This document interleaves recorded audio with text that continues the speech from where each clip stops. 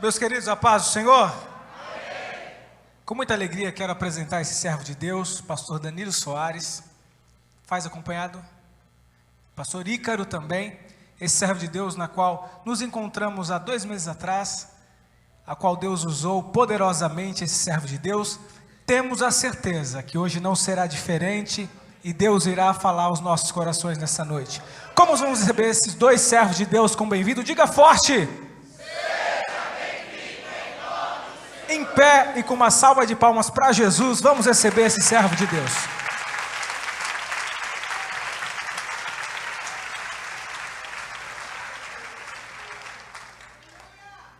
Meus irmãos, aceitem a paz do Senhor.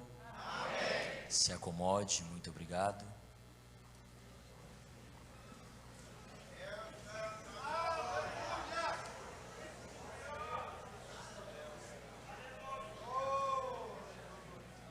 Eu quero convidar a atenção dos irmãos ao livro do Gênesis, capítulo 45.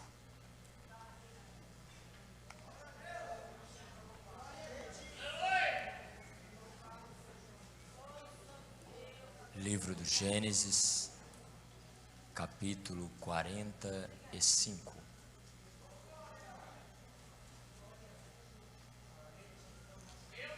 A nossa leitura será do verso 1 ao 3. É um prazer, uma satisfação poder estar cultuando com os irmãos nessa noite e fazendo parte desse tão abençoado e abençoador trabalho. Essas são as minhas palavras da minha esposa, pastora Luana. Fique de pé, amor, por gentileza. Ela está me acompanhando juntamente com nosso irmão Ícaro, que está aqui. Fique de pé, querido, por gentileza. Pastor Enilson Gabriel, que está ali, graças a Deus. E o nosso irmão Mateus, que está tirando fotos. Amém? Eu quero agradecer. Nós 5 temos uma palavra de gratidão à vida do pastor. Deus abençoe o senhor, sua esposa, pastora. Deus abençoe a minha esposa. Pediu para entregar para a senhora um presente, tá bom? Receba de coração. Deus abençoe muito, em nome de Jesus. Amém? Obrigado pelo carinho. Deus abençoe. Alperta, São Meg, muito obrigado pelo carinho do convite. Meus irmãos, nós vamos meditar nesses 3 versos do capítulo 45. Por gentileza, eu lhe convido a ler comigo o verso 1, o 2 e o 3 do capítulo 45 do Gênesis. Quem encontrou, diga amém. Amém. Então, José não se podia conter diante de todos os que estavam com ele, e clamou: fazei sair daqui a todo varão. E ninguém ficou com ele, quando José se deu a conhecer a seus irmãos. Verso 2: e levantou a sua voz com choro, de maneira que os egípcios o ouviam, e a casa de Faraó o ouviu.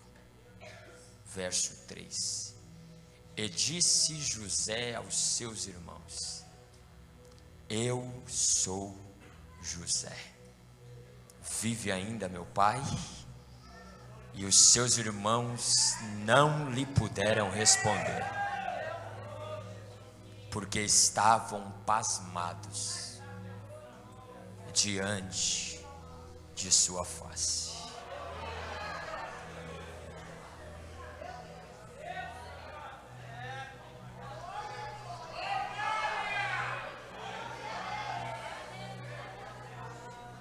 Jacó, o mais humano dos patriarcas, apesar de suas inconstâncias na vida, era um homem espiritual. a escada que ele viu, que estava posta na terra e tocava o céu. Segundo o evangelista João narrou, aquela escada é o próprio Messias. Pois quando o prepotente e orgulhoso Natanael se aproximou, o judeu disse, o jovem judeu, para eles, antes que Felipe lhe encontrasse, eu lhe vi debaixo da figueira. Aquele homem teve os pilares de sua soberba quebrados pela força do homem que falava diferente de qualquer ser humano que pisou nessa terra. Ele se lançou ao chão e disse, tu és o rei de Israel. E a palavra que vai sair após conecta João 1 a Gênesis 28. Porque te disse isso, coisas maiores do que essa tu verás. Tu verás os anjos de Deus subindo e descendo sobre o Filho do Homem, porque ele é a escada de Betel. Jacó teve uma visão do próprio Cristo codificado por aquela escada. Este homem era espiritual. A palavra Manaim significa acampamento dos anjos. Quando ele retornava da casa de Labão para se reencontrar com Esaú, a Bíblia diz pela boca de Moisés que havia anjos à sua esquerda, à sua direita, à sua frente e à sua retaguarda. O homem teve uma visão pré-cristianismo, e o homem andava cercado por anjos. Quando chegou no val de Jaboque, havia um homem de pé. Raquel passou e não cumprimentou o homem. Leia passou e não cumprimentou o homem. Bila, Ziba, Rubem, Simeão, Levi, Judá, Dan, Naphtali, Gad, Azé passaram por eles, mas para eles era só uns simples homens. Mas os óculos de Deus estavam em Jacó, e ele conseguiu enxergar por aquela aparência simples, porque Deus guarda coisas preciosas em embalagens que não chamam a atenção.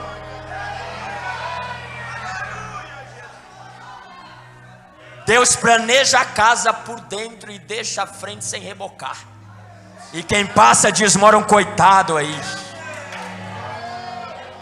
É melhor decepcionar na aparência e surpreender na execução, do que chegar parecendo que é muita coisa e não surpreender na execução.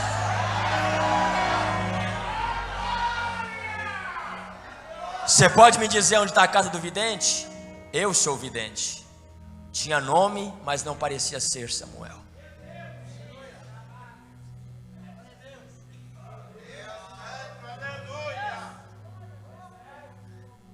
A situação, o gerenciamento administrativo que Deus deu a ele na casa de Labão, a capacidade de estratégia,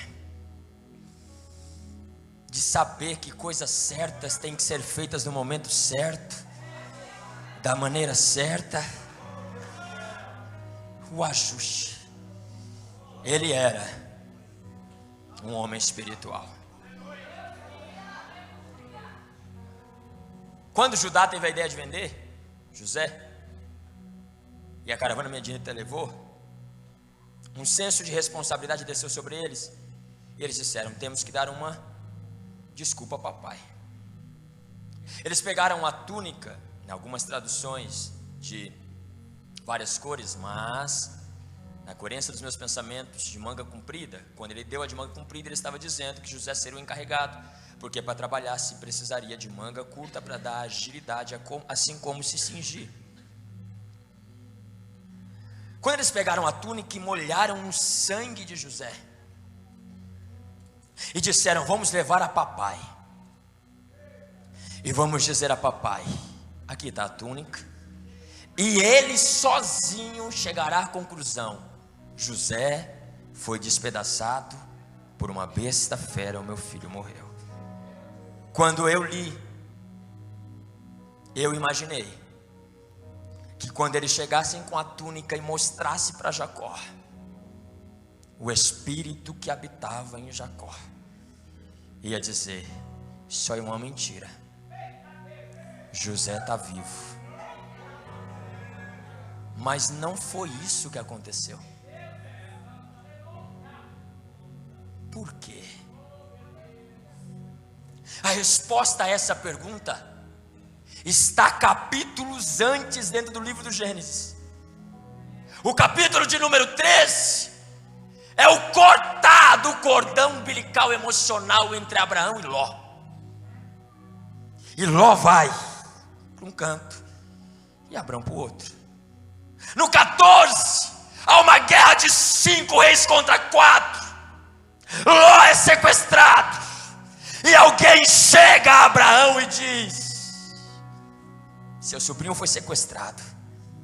Ele para tudo o que ele está fazendo, junta 318 empregados e vai buscar a Ló e o traz de volta. Quando o faraó diz: 7 vacas gordas, 7 vacas magras, 7 espigas fortes, 7 espigas débeis, e eu ouvi acerca de ti que tu pode interpretar. José disse: as gordas e fortes significam 7 anos de fartura, as magras e débeis significam 7 anos de escassez. A interpretação do sonho acaba aqui. O que ele disse depois, ele aprendeu na casa de Potifar. Guarda a 5ª parte. Ele aprendeu no ambiente de trabalho secular, porque o ministério não começa aqui. Você começa a ser forjado no trabalho secular. Se os meninos mostram a túnica e Jacó recebe a revelação que é mentira, ele ia deixar tudo o que ele estava fazendo, ia atrás de José, ia colocar a mão aonde a mão de Deus estava. Ninguém sai da cisterna e chega ao trono sem passar pela casa de Potifar. Eu vim pregar para você que ninguém pode te livrar daquilo que Deus quer que você passe.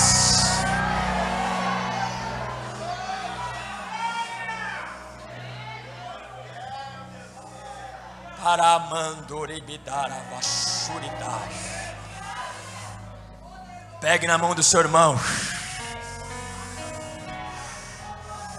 Ninguém vai te livrar daquilo que Deus quer que você passe. Eita, eu vou profetizar algo aqui. Está doendo, está machucando, está sofrendo, mas é necessário passar, é necessário enfrentar. O teu currículo de cicatrizes será apresentado diante de Faraó.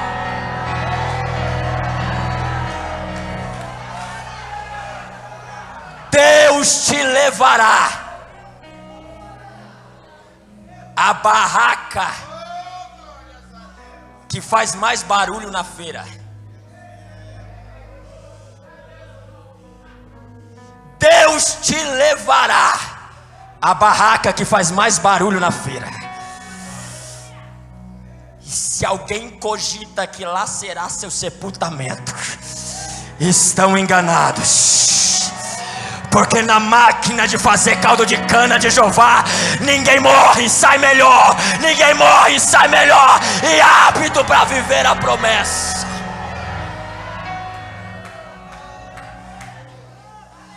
Todas as vezes que alguém compra um terreno, precisa cercá-lo.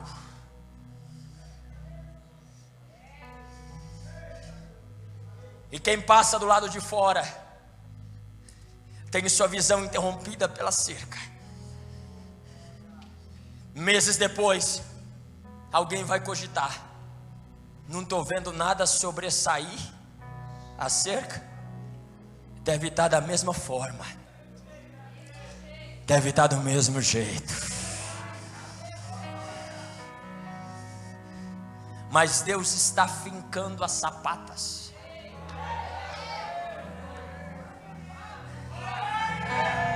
Cenoura não cresce para cima, cenoura dá fruto para baixo. Deus te levou e te cercou, José, fora do alcance visual das pessoas.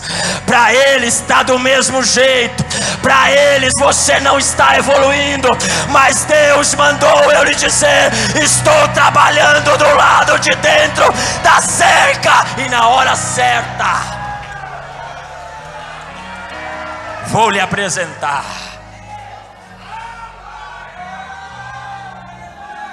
E eu quero falar em rápidas palavras, na minha simples participação, sobre duas sapatas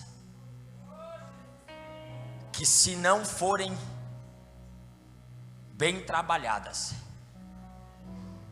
podem jogar na lata do lixo toda a sua história. É melhor firmar ela no começo, porque se você não firmar, lá na frente, em 10 minutos, você joga 20 anos de história por terra. Mantenha a sua Bíblia aberta, por gentileza, no texto que nós lemos. Por gentileza.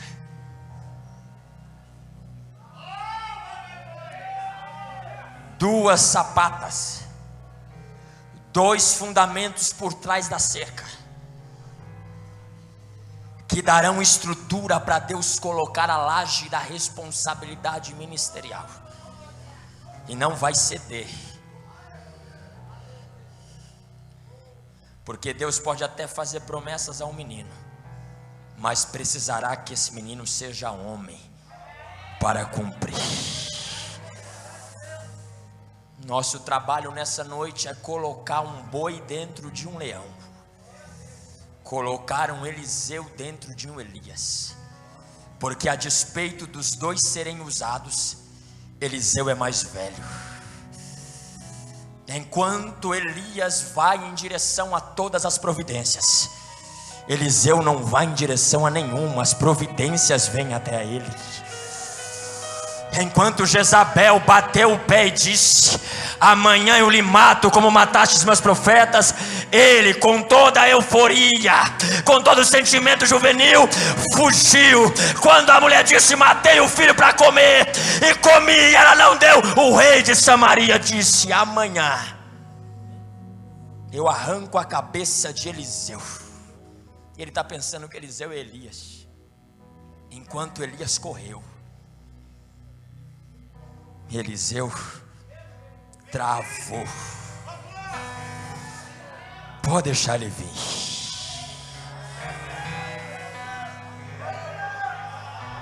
Os fundamentos lhe prepararão para enfrentar algo chamado retaliação, porque o adversário também sabe trabalhar com contra-ataque. Primeiro fundamento, não se assuste. Primeiro fundamento que Deus precisará firmar na sua vida para depois lhe exaltar: vida sexual, gerenciamento de desejos carnais. Pela fila, Rúben não é o primogênito? Então, pelo código que regia na época Hammurabi, ele é o herdeiro do cedro, do cajado que saiu com Jacó e foi até o 49 quando ele morreu escorado. Aquele cajado vai ser passado para Rubem. Mas Jacó já vinha dando sinais que seria de Yosef. E não somente Jacó, mas o Deus de Abraão, de Isaac e de Jacó mostrou ao menino os 11 feixes se encurvando dele, ficando de pé. E mostrou a ele o sol, Jacó, a lua, 4 fases, Raquel, Leia, Zipa e Bila. E os 11 de Rubem a Benjamim se curvando diante dele. Então na fila humana, Rubem, na fila de Deus, José. E Rubem podia dizer assim: não vai ser esse mancebo de 17 anos, será eu.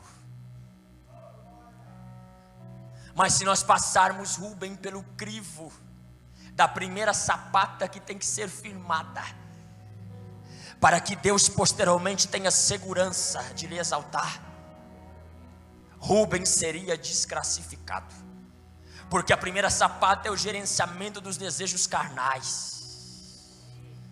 Sua Bíblia está aberta, retorne a 35:22. 35:22. 35:22. 35:22. Eu vou contar até 3 e você lê. 35:22. 1, 2, 3.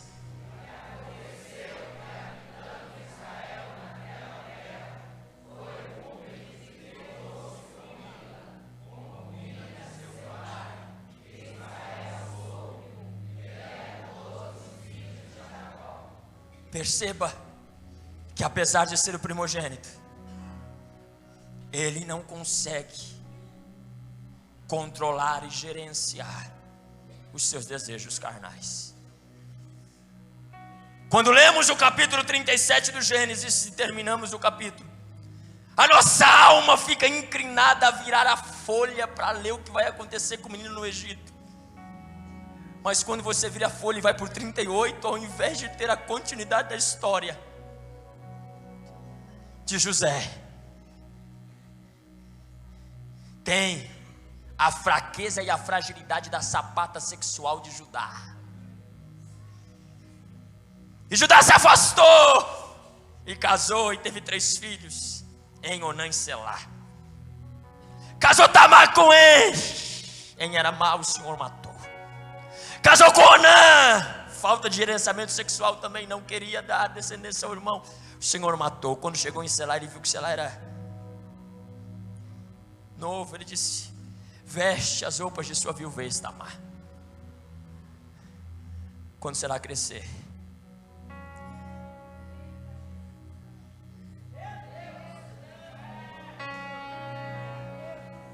sabe como mata lobo em território que tem neve? Sabe como mata lobo em território que tem neve?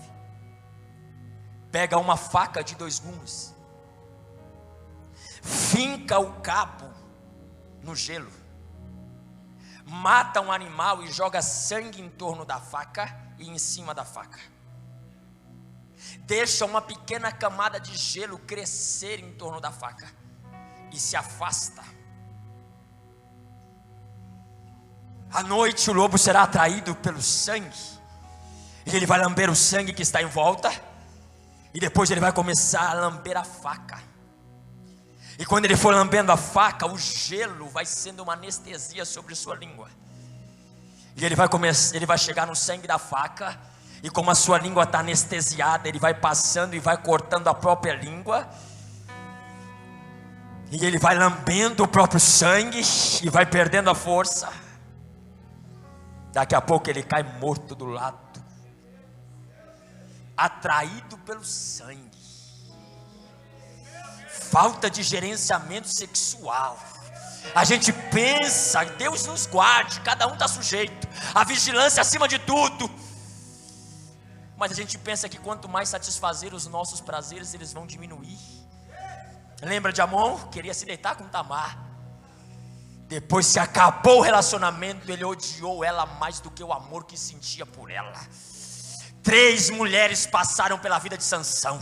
Sua mãe, Amasa, há quem diga que o nome dela é esse, a mulher do capítulo 14, e Dalila. Amasa e a mãe de Sansão amou ele, Dalila não amou, e ele conseguiu amar a mulher que não o amou e a aborrecer. Por quê?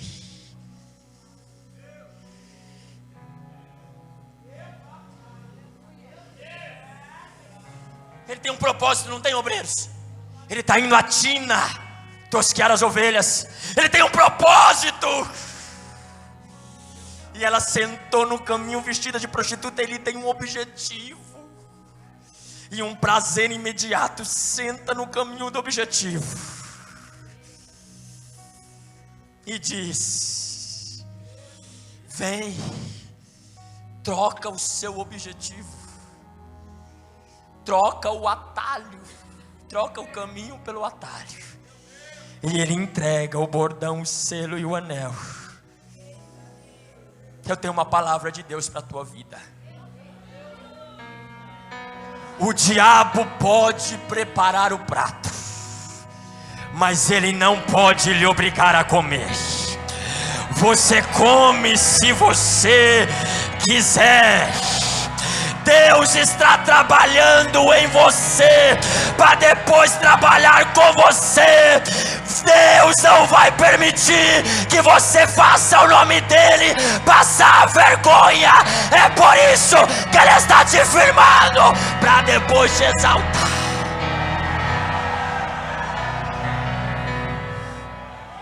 Deixa eu correr. Deixa eu correr, recebe essa palavra. Recebe essa palavra. A mulher de Potifar disse: sou bonita. É? Você é virgem? Sou. Estamos sozinhos? Então vem. Se fosse Rubem ia. 35, 22. Se fosse Judá ia. 38. Mas Deus te levou para trás da cerca.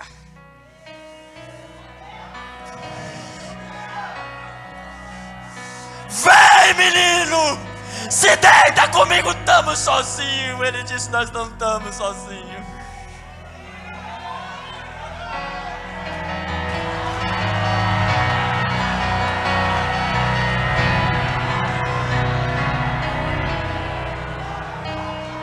Levante suas mãos. Eu tenho uma palavra de Deus. Você não vai estragar por um momento a história que Deus está escrevendo em anos. Deus te exaltou através de uma escada de alvenaria. Rejeita, rejeita, rejeita e vai a Tina viver o que Deus tem para ti.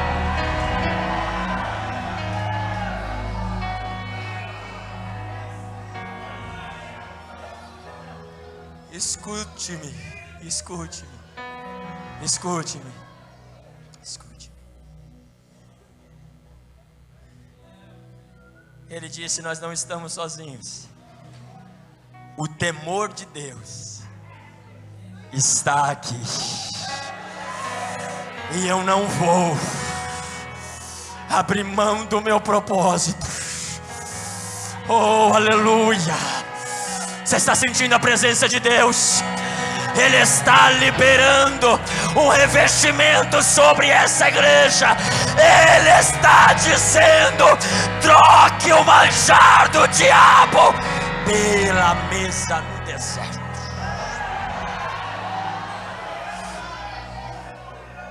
Um leão que estava quieto, escondido, ferido,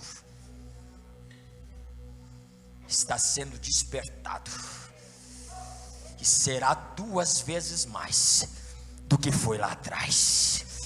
Te feriram e bateram forte, mas manda dizer o Senhor: não lhe mataram, e tu renasce para viver o que eu tenho com a tua vida, com a maturidade do processo.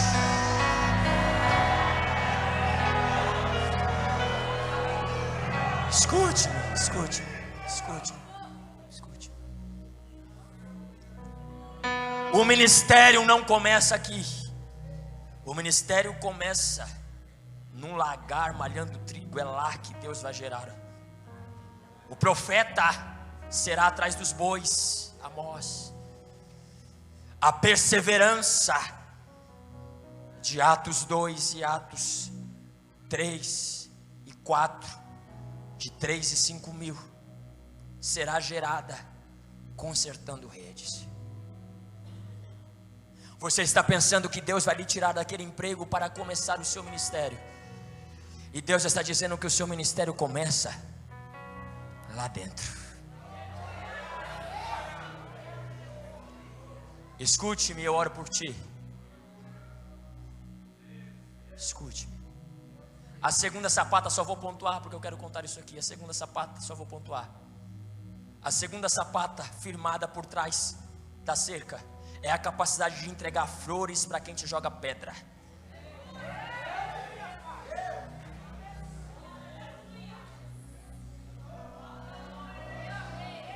Por quê? Porque se tirar Rubem e Judá, fica quem? Simeão e Levi, que viram Diná ser estrupada, e Jacó tentou abafar, mas eles não conseguem ser confrontados e recuar.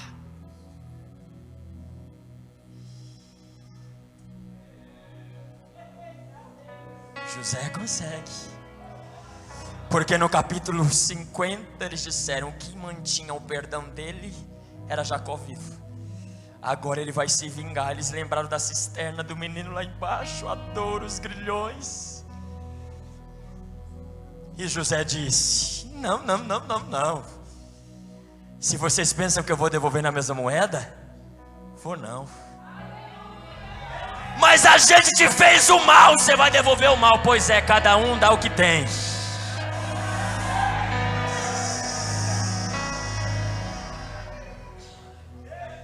Sabe qual é o segredo dele? Que eu busco a cada dia aplicar na minha vida? O verso 3 do capítulo 45 que eu li contigo. Eles não sabiam quem era ele, porque ele havia mudado, mas eles não. Mas quando ele não conseguiu se conter e foi dizer para eles quem ele era, ele não disse: eu sou o governador. Ele não disse: eu sou o segundo homem mais importante do Egito. Ele não disse: eu sou o responsável pela chave do celeiro. Ele disse: eu sou José. Eu cresci, mas continuo sendo a mesma pessoa lá de trás.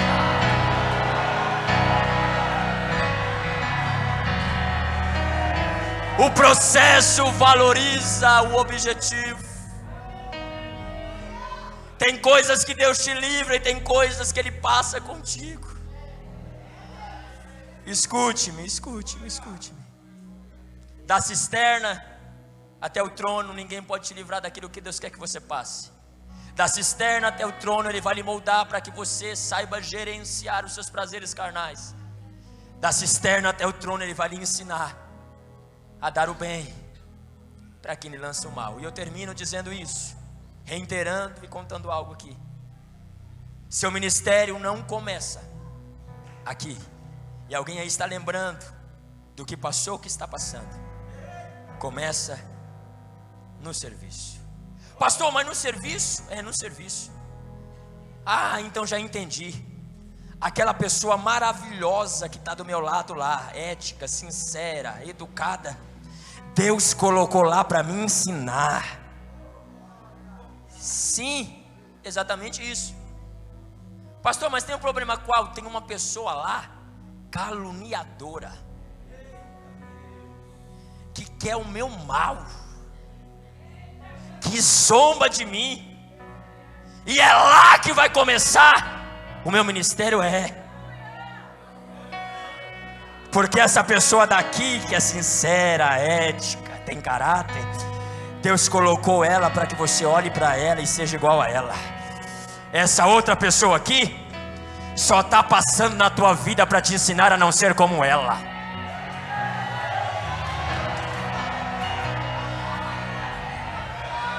Levante a mão e grite. Diga comigo: tem pessoas que passarão na minha vida somente para me ensinar a não ser como elas.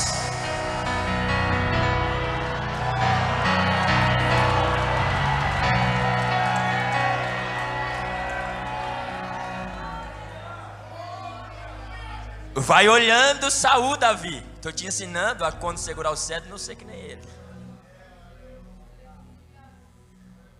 A minha mãe, Dona Zenilda, só muda o G pro Z. Dona Zenilda é analfabeta. Não sabe ler nem escrever. Meu pai, seu Lorivaldo, é analfabeto. Não sabe ler nem escrever. Uma obra de macumbaria de uma pessoa muito competente, não era um amador, foi feita contra a família do meu pai, para que ninguém da família fosse feliz sentimentalmente. Uma obra de macumbaria foi feita contra a família da minha mãe, para que nenhuma mulher da família conseguisse se manter casada. Todas as minhas tias são separadas. Todas as minhas primas são separadas.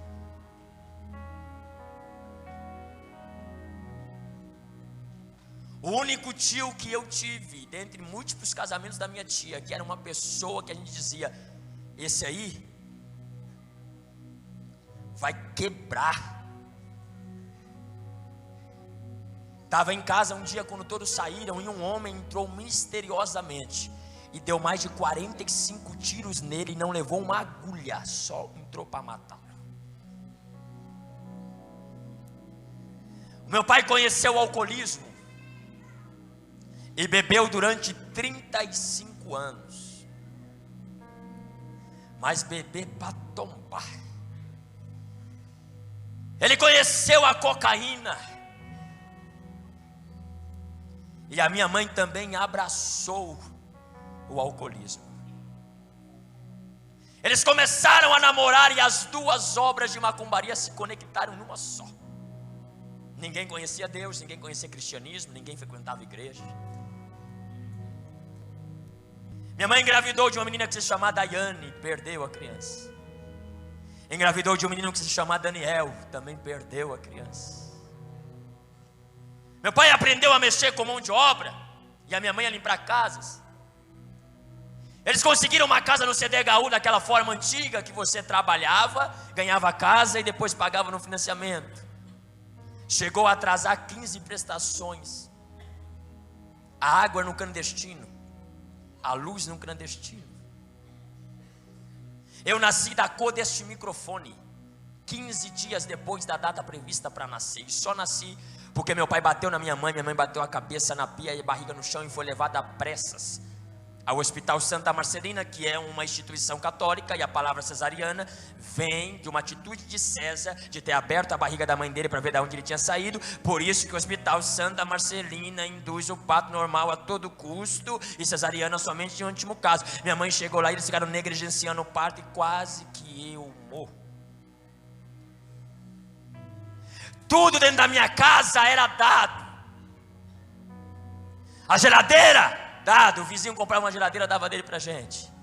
A cadeira, a mesa, a cama. Todas as casas do lado cresciam e a minha continuava da mesma maneira. Meu pai devendo 7 mil reais em um bar, 5 mil em outro. Chegava em casa tombando. Como abraçar minha mãe se ela também estava alcoolizada? A vizinha do lado pegou os filhos dela, e era uma família bem estruturada de princípios, e internou eles no colégio interno. Por quê? Porque a violência do bairro estava muito grande. Ela tinha medo dos filhos dela, que tinha uma família exemplar. Imagine eu. Meu pai cheirava cocaína na minha frente. Os vizinhos olhavam para mim de cima para baixo. Até que um belo dia o meu pai chegou alcoolizado em casa. deitou na cama. E a minha mãe chegou alcoolizada e foi para a cozinha. E eu sentado. Não tinha sala, né? Uma sala quarto. Quando a minha mãe voltou da cozinha, ela olhou nos meus olhos e disse, com a voz desse jeito: eu lhe odeio, menino. Eu sou dono da sua família. Eu já desgracei lá atrás, estou desgraçando e continuarei desgraçando, e tu vai trabalhar para mim. A primeira vez que eu vi uma pessoa endemoniada na minha vida foi a minha mãe, e eu nem sabia o que era isso. O demônio tirou toda a roupa dela, abriu o guarda-roupa e começou a cheirar as roupas. Não é essa, não é essa, não é essa, até que encontrou uma e disse: é essa, é através desta roupa. E o demônio disse para mim: tu serás um traficante, porque o traficante não destrói somente o usuário, mas a família do usuário. O rancor de ter nascido numa família assim, eu preparei o terreno, disse ele, e tu és meu. No outro dia acordamos, eu fiquei com aquilo gravado. Meu pai estava bêbado, nem minha mãe, quando o demônio desce, diferente do Espírito Santo, leva todos os sentidos, né? Sabe? E aquilo ficou gravado aqui. Eu não sei dizer quanto tempo depois, com exatidão, mas em um belo dia, eu estava dentro de um fliperama e um menino chegou e disse: se eu pagar uma ficha para ti, você vai comigo no lugar à noite? Eu falei: vou. Ele pagou a ficha. Ele falou: horário tal, ali. No horário marcado eu estava lá. Ele não me disse onde era. Quando eu parei na frente, sem conhecer crente, crente era sempre distante, né? Estou falando 12 anos atrás. Eu parei na frente de uma igreja e ele disse: é aqui. Eu entrei. Lembro como se fosse hoje, Congresso dos Jovens. O tema: acharíamos um homem como esse, em que há o Espírito de Deus. O pastor daquela noite estava pregando sobre um jovem que foi destinado à morte pela escravidão, mas no projeto humano havia um propósito de, no tempo da fome, ele livrar a família que o haviam vendido. E no meio da mensagem ele disse: moço! Ele gritou a ermo: moço, tu está aqui. E tu ouviste da boca do demônio que tu serias um traficante, mas a obra de macumbaria que vem destruindo a tua família até hoje, para em você, e de você para frente será uma família que vai servir ao meu altar.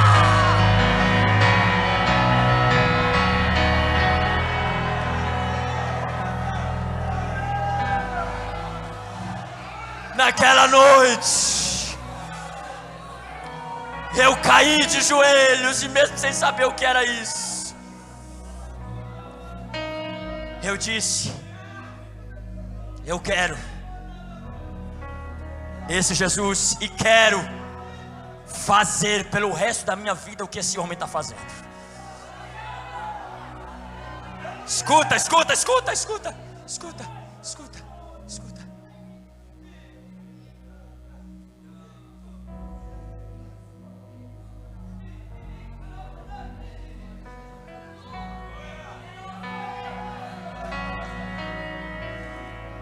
Escuta. Mas como que um filho de uma pessoa sanguínea poderia se tornar pastor? Eu me converti com 16 anos, loucura. Hoje, com 28, eu entendo isso perfeitamente. Com 20 anos de idade, um dia para completar 21, eu estava ajoelhado e alguém estava derramando um azeite na minha cabeça, dizendo: a partir de hoje você é pastor. Será glória a Deus, né? como receber sem ter a capacidade de executar. Eu era um moço de tudo. Mas eu disse para você que o treinamento começa onde? No local de trabalho. Ali está minha esposa. Eu casei com 18 anos, tenho 2 filhos, Jeremias e Benjamin. Minha única namorada na vida e esposa. Deus me abriu uma porta de emprego em uma fábrica de reciclagem. Embaixo de todo prático tem uma inscrição PP, PM. E você, ele chega um caminhão, joga em um local, aí tem umas mesas grandes, alguém pega o que eles jogaram no local, joga em cima e tem barricas e você vai separando. O meu pai tem coisas que eu só vou poder contar depois que eles morrerem. Mas tem coisas e distúrbios sexuais no meio da família. E Deus precisava me treinar, porque se Ele me exalta sem firmar a sapata do gerenciamento, eu poderia destruir lá na frente. Nessa firma de reciclagem, eu estou trabalhando na mesa e Deus abriu uma porta para um rapaz. Deus não, né? Foi aberta uma porta para um rapaz trabalhar do meu lado. E no meio desses plásticos vinham pôsteres pornôs, revistas. E quando ele percebeu que eu era crente, ele pegou os pôsteres e colou na minha frente. E falava: eu quero ver por quanto tempo você vai aguentar, crentinho. Na minha frente, olha. Deus me treinou a ferro e fogo com o diabo na minha frente, como a igreja de Pérgamo, onde havia o trono de Satanás. Mas eu precisava daquele choque no início, para não se perder lá na frente. Essa porta se fechou, escuta eu terminando. Essa porta se fechou, e eu estou em casa, e o telefone toca dizendo: por favor, vem aqui, em local tal. Eu fui, quando eu cheguei lá, falei: Danilo. Ele disse: eu não liguei pro Danilo. Eu falei: você ligou pro Danilo? Ele falou: não, eu liguei pro Gabriel. Eu falei: não, você ligou pro Danilo. Eu disse: pro Gabriel. Aí ele falou: vou mostrar pra ti que foi pro Gabriel. Foi no armário dele e pegou um papel. Era um emprego. Estava escrito Gabriel em um número, Danilo em um número. Ele leu Gabriel e discou de baixo. Aí ele disse assim: ah, não, então trabalha hoje, eu te pago o dia e amanhã eu contrato o Gabriel. Aí eu trabalhei o dia todo. No final do expediente ele disse: eu acho que o Gabriel vai ficar desempregado. Escuta, pra você dar glória a Deus. Escuta. Sabe aonde era? Numa peixaria.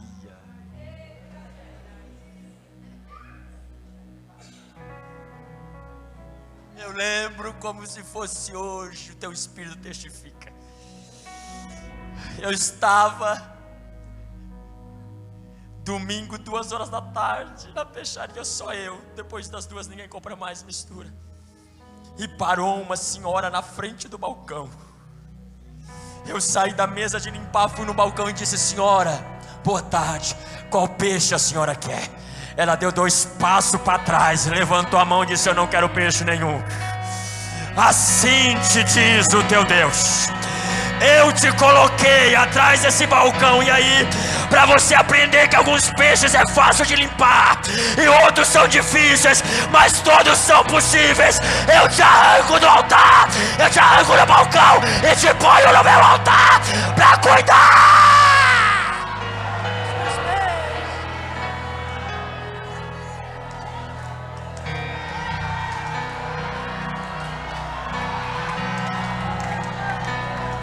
Herança de comportamento. Quem enganou Isaac, o conselho de Rebeca para Jacó enganar Isaac, sabe quem é ali dentro? Labão.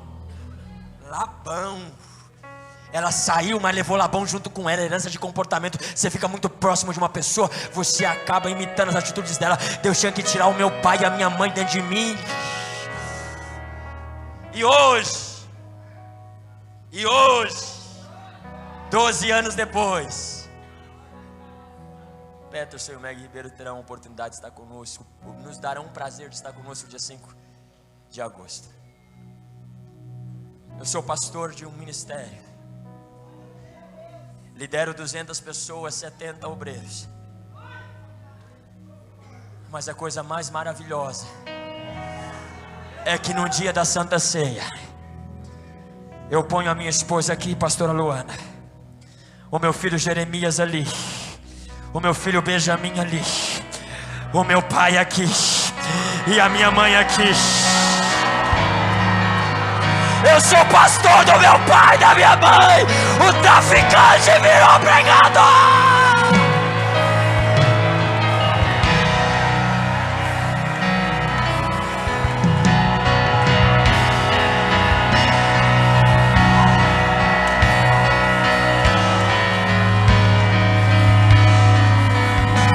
Se coloque de pé. Se coloque de pé. Se coloque de pé. Forabarué me darabaxu, darabarué. Não desiste da tua família.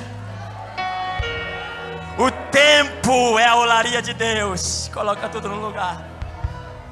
Escute-me, vamos concluir. Deus te abençoe, obrigado. Escute, vamos concluir. Hoje, um menino que seria traficante tem projetos com os moradores de rua que eu encabecei, levando alimentação, kit higiene, com prioridade à palavra. Deus me disse que brevemente me dará um grupo, uma equipe que irá trabalhar com alcoólicos.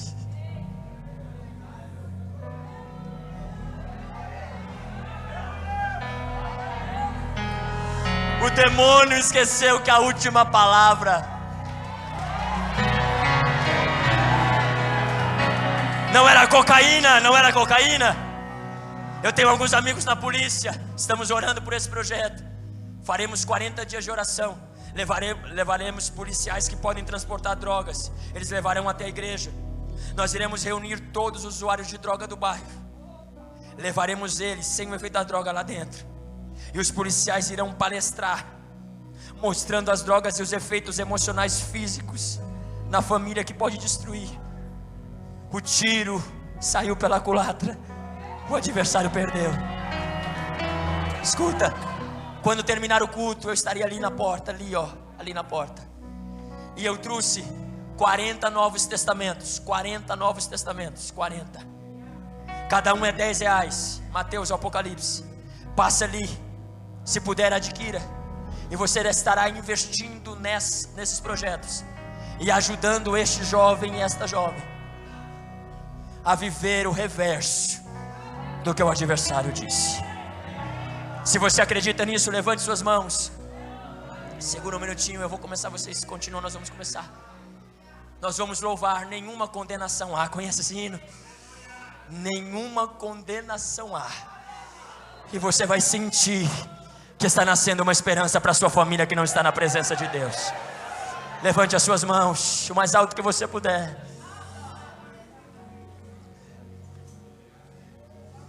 De todas as provas que eu já passei,